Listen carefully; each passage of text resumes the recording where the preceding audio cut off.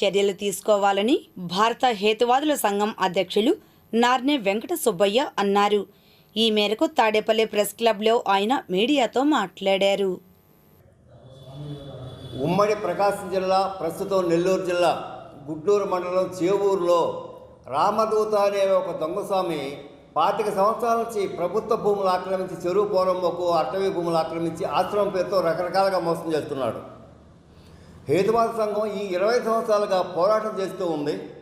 చివరికి లోకాయుక్తలో కేసు వేయగా 2021లో అప్పటి ప్రిన్సిపల్ సెక్రటరీ ఉషారాణి గారు తక్షణమే ఆ భూమిని స్వాధీనం చేసుకోండి, అంతకుముందు అలైనేషన్ పంపాడు కలెక్టర్ ఏదో రేటుకి ఇస్తానని.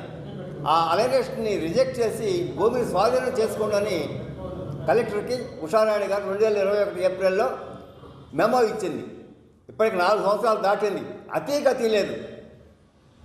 కలెక్టరు, ఎంఆర్ఓ ఎక్కడ నిద్రపోతున్నారు?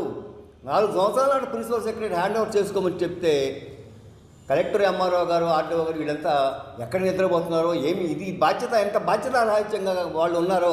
ఇది ఇంకొకటి కూడాను, గతంలో ఇచ్చిన అలైనేషన్ని ప్రిన్సిపల్ సెక్రటరీ రద్దు చేసి, అంటే అలైనేషన్ అంటే ఈ ఆక్రమించి కట్టుకున్నాడు కాబట్టి ఏదో కొంత రేటు ఇస్తాడు, దీనికి ఇవ్వండి అని. అది ఈ కలెక్టర్ ఇచ్చే అలైనేషన్ రద్దు చేసి పంపితే ప్రిన్సిపల్ సెక్రటరీ మళ్ళా మొన్న ఫిబ్రవరిలో ఆర్డీఓ కొత్త అలైనేషన్ ఇంకో 10 రూపాయలు ఎక్కువ వేసి అలైనేషన్ సీసీఐకి పంపించింది.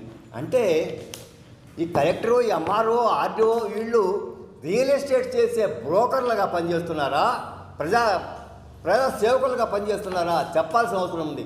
వీళ్ళు దొంగస్వామికి ఏజెంట్లా, ప్రజా సేవకుల కలెక్టర్, ఎంఆర్ఓ.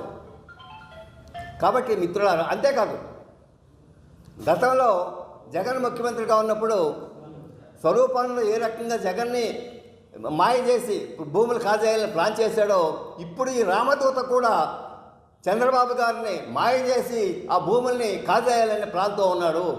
కాబట్టి ఈ కొత్త ప్రభుత్వం చాలా పారదర్శకంగా ఉంటుంది అని అనుకుంటున్నాం. కాబట్టి చంద్రబాబు గారు తక్షణమే రామదూత స్వామి ఆక్రమించిన ప్రకాశం జిల్లా, నెల్లూరు జిల్లా గుడ్లూరు మండలం రామదూత స్వామి ఆక్రమించిన భూమి తక్షణమే స్వాధీనం చేసుకోవాలి.